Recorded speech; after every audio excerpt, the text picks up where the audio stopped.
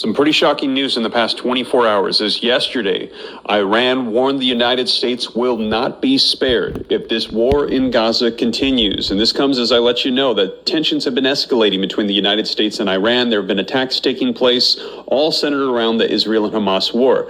But what is very, very bold about this statement is take a look. It actually took place at the UN in the United States. The foreign minister for Iran stood before all of the UN on American soil and told the United States, you will not be spared if this war continues. Take a look at the video footage so you can see it for yourself.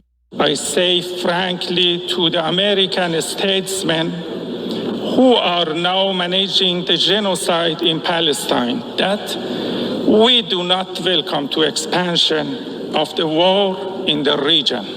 But I warn, if the genocide in Gaza continues, they will not be spared from this fire.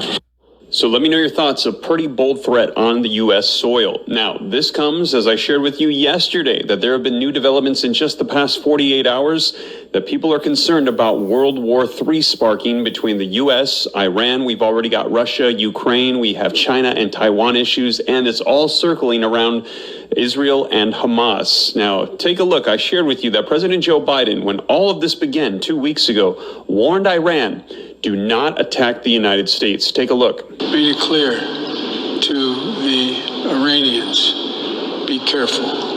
And as I shared with you in yesterday's video, a little bit of context, all of this is circling around the fact that Iran actually funds and supports Hamas to attack Israel. They want to destroy Israel, and the United States is allies with Israel. So immediately, Biden had warned Iran, do not attack the United States with the conflict that is going on. However, I also shared with you that over the course of the past 2 weeks, take a look at this. U.S. troops in the Middle East have been attacked 14 times, and they have been linked directly to Iran. Now, President Joe Biden issued another warning in the past 48 hours. Biden warned there would be a response if Iran continued to attack U.S. troops. And what we heard is that overnight and throughout the day, more attacks took place, and that number of 14 has now gone up to 20. And let me know your thoughts. Do other foreign leaders think that President Joe Biden's threats are empty? Do they not respect him as a leader as they continued to attack our troops regardless of what he has threatened? Well, take a look at this. According to the Associated Press, now U.S. fighter jets are striking Iran-linked sites in Syria in retaliation for the attacks on U.S. troops, and things are escalating between the United States and Iran. And now just yesterday, on U.S. soil, a bold claim by Iran that the U.S. will not be spared.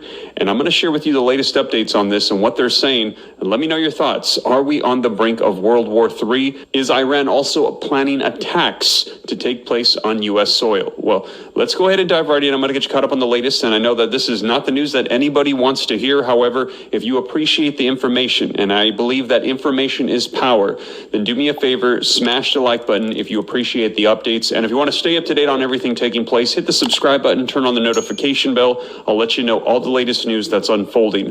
But with that being said, you guys, let's go ahead and dive right in and get you caught up on the latest articles with tensions rising in the Middle East, all focused around Israel and Hamas, but now pulling in the United States, Iran, and people are saying we could be looking at World War III. All right, so as always, link in the description below to this article that just came out yesterday. I always cite the sources, put them on the screen, and read right from it so you can see it's the latest.